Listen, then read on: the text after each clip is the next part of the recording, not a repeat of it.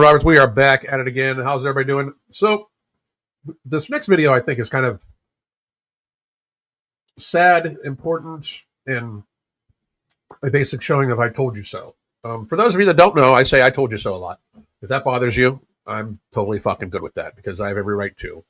I've been right about a lot of public health matters in the last 6 years and even before. And I've got like a natural gift for predicting how shit's going to go. So a few years ago, I started saying that, one of the reasons why all of a sudden they're pushing to make everybody think that obesity is genetic and there's nothing they can do about it is because they now have a profit engine for it. Like everybody grasped that, right? Like the very second that that they came out with Novo Nordisk came out with Ozempic and Wegovy and all that stuff, like everybody realizes that the press was going to be for obesity, right? But they have been coddling obese people for so long in our society that they couldn't tell them, like, hey, you're fat and it's your fault. And that also would make it seem like, they could take personal responsibility and lose the weight without the drugs. Instead, they had to convince all these people that it's genetics and we have a drug to fix you, like ignoring, hundreds of thousands of years of evolutionary knowledge and shit like that. Like, if you think that being fat as fuck, like America getting fat as fuck in the last 40 or 50 fucking years is because of your genetics mean you're fucking stupid. Like genetically, you're dumb as fuck. People saying like, it's my genetics. Where were these genetics before 1970 or even 1980? Where the fuck were they? Like, it's this weird mixture of people not realizing what they're fucking saying to try to defend their fucking actions. But like, if you're also making the argument that like, I'm just genetically fat, you're literally making the argument why nobody should ever have sex with you, because why take the chance of having a child that is going to be genetically fat, which is genetically unhealthy, because being fat is in fact 100% of the time unhealthy, and everybody motherfucking knows it. No matter how we try to fucking make people think like you're fine at 300 pounds. No, the fuck you're not. If you're a 300-pound woman, you are in incredible danger. Your body is not functioning the way it should be. If you're a 250-pound woman, unless you're very, extremely, super tall, and even then, you're still fat and in trouble. Like, women do not have the bone structure to be that big. 90% of men, like the majority of men, the average man should weigh about 165, 170 pounds. But the average male weighs 200 pounds right now. The average male is obese. The average woman is obese. Average is obese. And I've been saying it for a long time. And I've also been talking about how we should use waist to height ratio, or at least waist circumference, because waist circumference and waist to height ratio is more radically predictive than even BMI. And although BMI does have its issues, BMI on a population level basis when it comes to data and correlation is so incredibly good. It's wild. Waist to height ratio just happens to be better because waist to height ratio happens to capture people that have visceral obesity, but are still at a normalized weight, right? And they can also exclude people who might be in the overweight or even obese category. If they have a healthy waist to height ratio, they're normally pretty healthy. It just means they have a lot of muscle or a very large frame. So these are the factors that everybody should be thinking about, right? Is obesity in of itself is honestly just a term. But if we calculated by waist to height ratio, it would probably be, and I've said this for years, and all of you guys can go back and check, but I've said this for a long time, that would probably be 60 to 70% of the population would be considered obese. And maybe another 10, 15% would just be overweight. And then there's a very small percentage, likely under like 7% of people, that are of a healthy waist to height ratio and healthy weight. Like very small percentage of people. The average, again, is obese in America.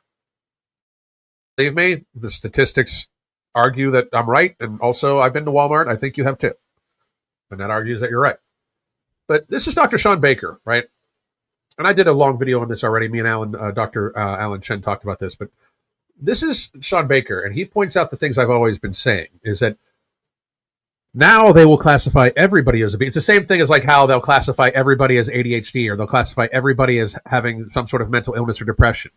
If they can sell a drug because of it, everybody will fucking have it. Like, everybody will fucking have it. We give SSRIs to people who have medium and mild depression when we know they don't actually work for these people.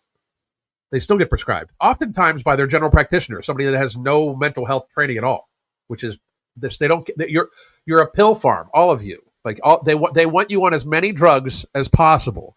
They don't want you happy and thriving. They want you fat, sick, weak, and dependent upon them.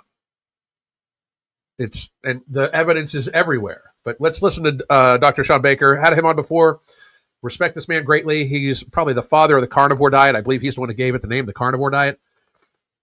Just so everybody grasps real quick. He is an orthopedic surgeon, so it's not like he's not a doctor. I always get these people like they come at me like, "Are you a doctor?" Like, no, but I defeat doctors in debate fairly regularly about this topic and about obesity, lifestyle, and about COVID fairly fucking regularly. If you know a doctor out there that would like to debate me on any of those topics, tell them to fucking step on up, and I will gladly fucking make them look like fools and embarrass them and make people distrust doctors even more, because we shouldn't trust them at all. Trusting your doctor is a stupid fucking statement. Your doctor should not just have your trust. Your doctor should be able to earn your trust with every word they fucking say. But let's get it. Dr. Shawn Baker, here we go.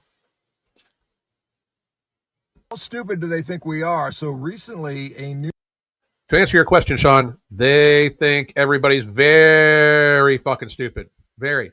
And that's because, Shawn, and I know you don't like to think about this way, because Shawn is an inordinately sweet dude. He's a very nice man. Like people tend to not realize that, but with my interview with him, I thought he was an inordinately nice man. But they want people fat and sick, weak, Shawn. Like they want them, and they are stupid. Most people are incredibly dumb.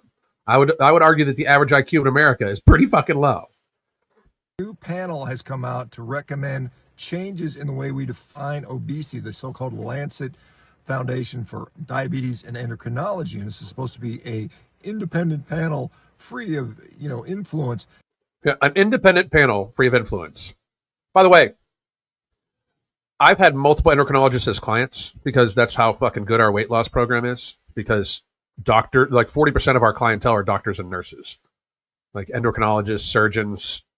Because they're not taught how to stay healthy. They're taught how to fix and repair shit and give out drugs. And if I'm offending a doctor out there, try to argue against me. Like if you're in the medical field, and by me saying you're not qualified to treat metabolic syndrome because you are not taught anything about it in school, like doctors are taught very little about how to actually treat metabolic. They know almost nothing about it. They know almost nothing about how it comes about. I've had an attending endocrinologist be my client and never heard the word berberine before. Berberine, for those of you that don't know, is one of the active ingredients in alchemy, but it has been in human clinical trials, many of them, to be shown to be more effective for women with PCOS than metformin, and just as effective for other things like glucose regulation as metformin. It's an over-the-counter supplement that outperforms metformin, which is a very dangerous drug to take long term. Like 20% of people that are on metformin have such debilitating muscle pain that they can't stay on it. It's like these are all realities. Berberine, maybe 1 out of 10,000 people have a little bit of gastric upset with it because there's something about it that doesn't suit their system well. But beyond that, it's extremely well tolerated. That defines obesity in a new way. We've been using BMI for damn near 100 years, and it's always been BMI 30 equals obese. Now, there are problems with that, no doubt, but they've redefined it using body fat distribution, and now they say that instead of 40% of Americans being obese, we now have 70% of Americans are now obese, and guess what? Now, I do agree with that, actually. Again, I do absolutely agree. When you look at the way that almost everybody is shaped like Homer Simpson, including the women, I would argue that that's pretty characteristic. I do think we're 70% obesity, but this is also a reason why they basically were able to lock the country down over the threat of a cold, because most people out there are like, oh shit, I'm not healthy. Like deep down, people know it. Like it. Deep down, people know it. What that means? Well, the panelists, the chairman of the panel, and 20 plus members of this. Look at this. Eli Lilly, Novo Nordics, research by Novo Nordics, research and consulting for Novo Nordics, Eli Lilly, and AstraZeneca, research grants from Novo Nordics, Novo Nordics research, more Novo Nordics. This is the panel that's deciding the medical care of America. Everybody grasp this, right? Like this is the panel. I'm also going to point out, like, it's like, you know, most of these people, like, probably have cured 0 cases of diabetes, where people like Shawn Baker and I have cured many. But this is the unrestricted grants to employer, Novo Nordisk. Like, there's just a ton of them. It's all drug reps, basically, all of them. And I'm going to argue that the drugs are not. I mean, the drugs are not helping. For every person that loses 100 pounds, there's people that gain 20 pounds on these drugs. You know, like, the drugs are not working. The drugs not working because people are still leading fucked up lifestyles. People still think that they need, like, bread bread should be considered an indulgence, bitches.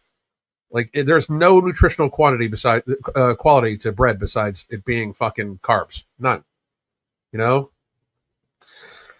None. Well, let's listen to the rest of what he has to say. And all receive funding from Novo Nordisk, Eli Lilly, AstraZeneca, all these weight loss drugs. And why do you think they want to broaden the definition of obesity now, after using BMI for 100 years? Why could that be? I wonder what it is. Could it be the fact that they have a, $1 trillion drug they want to sell? Nah, it couldn't be that, right? Anyway, you guys wake the F up, man. This is absolutely insane. All of these medical indications are changing so they can sell more drugs. That's all it is, guys. So, by the way, I'll translate it for him. By wake the F up, he means wake the fuck up. I got you, Shawn. Don't worry about it. But I agree. Like, it's the same thing as how they keep lowering the standard for what triggers blood pressure medication, right? Blood pressure, when I was younger, if you had a blood pressure of 140 over 90, it was relatively normal. Now if you're over 120 over 80, you need to be on blood pressure medications. Every time they lower that standard, they add like another 30 million people onto it, right? Like, you get that. And they don't talk, and for blood pressure, they don't even talk about lifestyle changes. So it's fucked up. They just want to sell you drugs, right? They just want to sell you drugs. The reclassification, and I think he was getting to this, the reclassification makes it so that they can, have another 30% of the U.S. population that they can get insurance to pay for drugs for. Like just so people grasp it, by being marked as obese, you are marked as having a disease. By being marked as having a disease, you are being marked that insurance can help pay for it. So they will, in fact, push more drugs onto people. Be prepared for, if you guys think insurance rates are going to go up, at the beginning of the year without the Obama bullshit, if you think they're going to go up then, everybody needs to realize that we paid last year like $4.5 trillion in total healthcare burden. That was our total healthcare burden. It was right around $4.5 trillion in 2024. 2025, it's shaping up to be somewhere around 5.3 to 5.8 trillion fucking dollars. So that motherfucker will have gone up, 15 to 20%. This coming up year, everybody realizes that we're going to approach the high $6 trillion range, if not $7 trillion. It is exponentially exploding. Our healthcare system is what is going to bankrupt us. It is exponentially getting bigger. We can't afford $7 trillion in healthcare expenses as a nation. That is fucking insane. And 90% of it is from chronic and mental illness. 90 fucking percent. And a huge portion of that, probably 90% of that, is people eating to death, drinking, or eating too much, drinking too much, and smoking too much. Lifestyle-driven chronic illness that you're in fucking control of. This is not sustainable. The allopathic healthcare system has got to be dismantled. We are not a healthy race. We are not a healthy set of people. Treating everything with drugs is not helping. The allopathic healthcare industry has lost its way. They do not stick to their oath. They do not stick to the Hippocratic Oath. They do not. It is supposed to be cause no harm. If that was the case, none of these people would have ever said, take this experimental gene therapy produced by historically corrupt companies in a historically corrupt industry that has full liability protection, that was produced in a fraction of the time it would normally be taken to get any type of safety data, that was basically safety tested for like 4 fucking months. No doctor should have ever said, take this, because COVID's a fucking cold. They all fucking knew it. And if they didn't know it, that means they're just fucking ignorant anyway. Like, the medical industry is not about your health. It was never about your health at all. They want you fat, sick, weak, and dependent. Look at the shit we got going on with SNAP. We talked about this yesterday. 40-some million people are on government assistance and by the way, if they're on government assistance for food, you can guarantee that they're getting government assistance for healthcare too. Like, we cannot afford this shit. We are a country that's $37 trillion in debt. Everybody wants to say, like, America's the richest country in the world. No, the fuck we're not. We're in $37 trillion in debt. We don't have a fucking surplus. We're not rich. Like, you fucking people are crazy. If we were rich, the infrastructure wouldn't be falling down. If we weren't being fleeced, if they weren't fucking stealing our goddamn money, you know? Fucking crazy. They want you fat, sick, and weak and dependent upon them. Here's the thing. Right now, for all we know, the powers that be are flexing on the American people, showing like, hey, if we wanted to, we could starve you motherfuckers. Like, think about that. If we wanted to, we could, like, because I say this all the time. If they wanted to, most people are not prepared for what the government could do to you. The vast majority of the population is not. Because people are like, oh, they would never shut off SNAP. They're shutting off SNAP. Oh, they would never shut the power grid down. If the state of Florida unanimously voted to basically secede from the union, you don't think that the United States secede from the United States? You don't think that the United States, the federal government, would maybe shut the power grid down on them? Because I fucking think they would. The people that labeled you essential or non-essential over a fucking cold and destroyed the economy one more time over a fucking cold, wrecked the development of a generation of children over a fucking cold that was less deadly to children than fucking a cold, basically. If you don't think those people will fuck you over just to prove a point, like right now, there's 40-some million people about on November 1st that are about to be shown that they're slaves. They're slaves of the fucking government.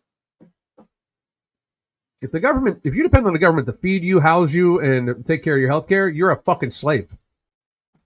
We should depend on the government for nothing. The only thing the government should be for is common defense, our border security, and to make sure that the states are not infringing upon our fucking rights.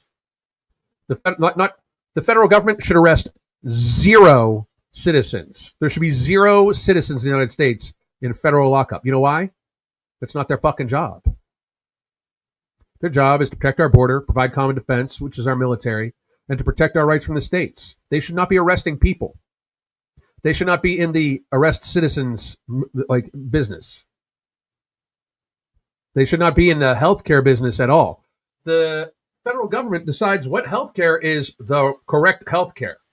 Well, I'd like an open debate about this because I'm healthier than 90% of the fucking people my age.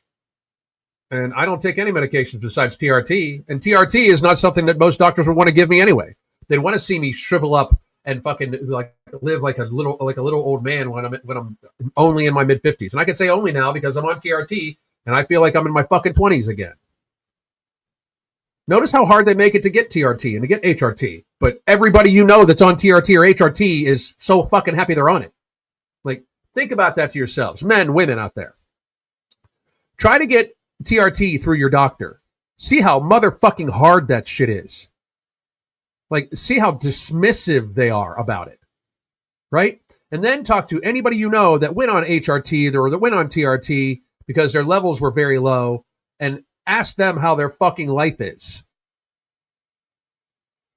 When you can see the comparison, my levels were very low. My levels were in the low fucking 300s. And that, by the way, low 300s is still via the doctor still would not want to give me TRT. I would argue that anything under 500 is you need some sort of hormone replacement therapy for men. because you're a shell of your former self. Now my levels are right at about 1,000. I'm fucking operating like I was in my 20s. No visceral fat, like lean, healthy, sleep well, no other medications, zero. I'm on no medications, and I have a heart condition. I was born with Wolff-Parkinson's White syndrome. It's called WPW. It's an extra piece of tissue on your heart that oftentimes causes tachycardia. My resting heart rate's 40-fucking-5. I drink about 1.5 gallons to 2 gallons of water a day with some salt and electrolytes in it. I eat mostly fucking meat, beans, and rice with some potato and vegetables that we grow in the garden. And I fucking keep the ultra-processed food down to a minimum, normally less than 5 to 10% of my total caloric intake for the entire fucking week. Reality exists. Funny enough, here it's easier to get your doc to agree to TRT if you're in the military than if you're just a civilian. I can imagine. Well, that's the thing. You live in Canada. They want the citizens very fucking weak. I mean, they want you very weak. You know, if I wanted to eat processed food, I can't anymore. I feel better eating whole foods. Good for you. Good for you.